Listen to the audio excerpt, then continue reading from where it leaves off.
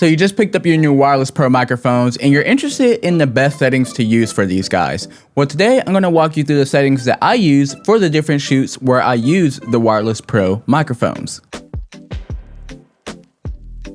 Now today I'm going to be setting these microphones up with 3 different cameras that I typically use. So I have the Sony FX6, the Sony ZVE-10, and then the Sony FX30. Now the reason why I chose to set these up on all 3 of those cameras is because no matter what brand you're using, the settings on one of these cameras, the way I set it up, should be pretty much identical. So if you follow along, you shouldn't have any problems, no matter if you have the same cameras that I do.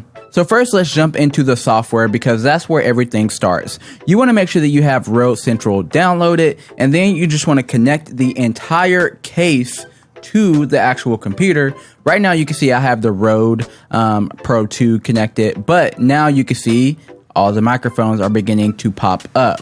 So now what I'm going to do is actually go in here and I'm going to select the RX receiver. And if you're wondering how I know which one is which, it literally says RX there. And what I typically like to do for most scenarios is actually use the microphones with the camera gain mode. So if you go in here and you select gain mode, you have these different options. You have manual, you have preset, headphone, and then headset. Now, these do different things, but for the most part, all you need to know is how to set the gain mode if you're interested in that. Most of the time, you're going to be using manual. Most professionals are going to be using manual, but I go into preset, and once you click preset, you're going to get this preset button, and you can select that, and you're going to be able to see any presets that you installed beforehand. But if you click this plus button, you go over here and you select manufacturer. You can just go and really select any camera that they have these settings for. So if I select Sony, here are all the different options that I have. And so say for instance, if we're gonna set up the Sony ZVE-10 first, let's go ahead and select Sony ZVE-10. We hit next and it says for why can I not say that word? Optimal audio on your Sony ZVE-10. Please follow the steps in the link below. So we're just going to click on over to that link. I'm going to go ahead and hit add so this removes, and now we can see that it's down here. Let's go ahead and select this guy. So now it says Sony ZVE-10. So now that's selected. Let's go back over here. So before you begin, you want to basically just go through all of these settings. Really all I'm looking for is where it says to set my camera's gain mode to. So on step number 5, the audio record level down to 1, then press select. So if your camera is available within a Rode Central app, it literally just basically says to set your gain to 1. So let's go over here to the Rode Central app and finish setting up. So right now, I'm not really going to go into the merge and all of those different things because I am going to talk about that separately in this video. So make sure you skip around to the chapters. I just wanted to show you this setting first. So now let's skip on over to the Sony ZVE-10 so that I can now show you how I would go about setting that up. Alright, so now we have the Sony ZVE-10 plugged all in. So now let's just go over to our settings for audio. So I'm just going to go over to movie mode, and I believe it's in here. So audio recording is turned on.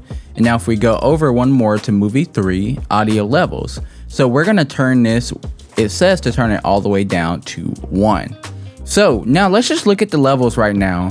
Something that I've noticed is based off of what they recommend, and again, maybe I need to read a little bit more. I've noticed that if you record at the levels that they recommend that you do, it is still pretty low. So right now you can see the microphone is right here. Like it's in a good spot, but I'm still hitting like under -12. That's not really good. So what I like to do is keep talking and I will bring it up until it's right, you know, around or right above -12. So I would just take their recommendations honestly and go +6.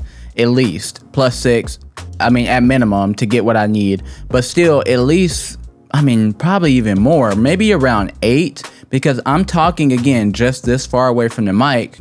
It should be quite a bit higher, so I'm even gonna go like 10. So if I'm at 10 right now, then I'm hitting right in the middle of -12 and -3, and that's pretty good. So again, I would go about 10, even though it recommends 1, because 1 is really, really low.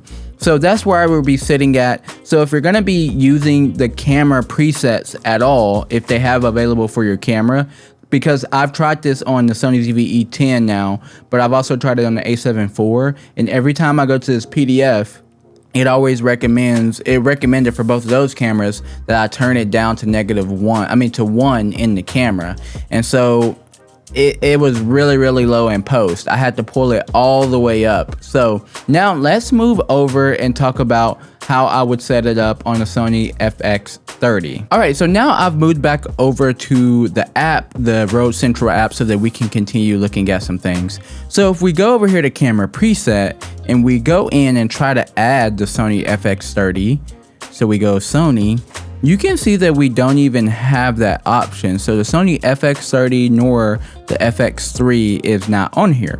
So that means that I'm gonna be going manual. So I'm gonna click game mode and I'm gonna go to manual. Now, these things that I'm doing within the app, you don't, other than selecting a specific camera to install, you can do all of this from the receiver. So changing the game mode to manual, you can definitely do from the receiver. However, and what I mean by receiver is the RX. However, the reason why I'm doing it in Road Central is because, one, it's a little bit easier to do and show you guys demonstrating in this tutorial video. So now let's move over to the Sony FX30 so that we can get the levels set correctly within the camera. Okay, so now again, just like before, we have the Sony FX3 pulled up. We have the connector, like the receiver and everything connected in. And so let's go into our audio settings. So I'm just gonna go right over here and you can see our audio levels down here. So now I'm just gonna click and you can see that right now I have the mic right here on the SM7B right beside it, which should be pretty good. It's really, really loud. So I'm just gonna turn it down until, again, we're hitting somewhere in the middle of -12, -3. So right here at about 7 is too loud. So maybe 6 is pretty good. I'm gonna get quiet for a second. And now 6 is, yeah, see, 6 is pretty good for recording what I want to record today. So I'm gonna be recording around 6 dB. Again, this was super simple. All I did was really just go into the app and dial back the settings to get to where I want it to be. Now, I don't consider myself an audio engineer. However, I know that whenever I'm editing, and I've edited so many videos, I know whenever the audio was recorded at good levels and whenever it wasn't, because if it wasn't recorded at good levels, it's either clipping or it's way too quiet and I have to do some type of normalization to bring up the audio, which then brings in other issues as well. I'm not talking about right now bringing in the audio from the receivers. I'm just talking about the audio that was recorded directly to the camera. Because again, obviously with the wireless pros, you do have 32-bit float recorded on that actual unit. But again, we're not talking about that within these tests yet. We will talk about that here soon. Next, let's move over to the Sony FX6 and set up our wireless goes. Okay, so to connect our Rode Wireless Pro to our actual FX6, I'm gonna be using this simple cable here. It's basically an XLR to locking 3.5. It doesn't have to be locking because the receiver itself doesn't have a locking jack. Now, a lot of people may say this is the wrong cord to use because you're not going to be able to get the split left and right audio going to your FX6.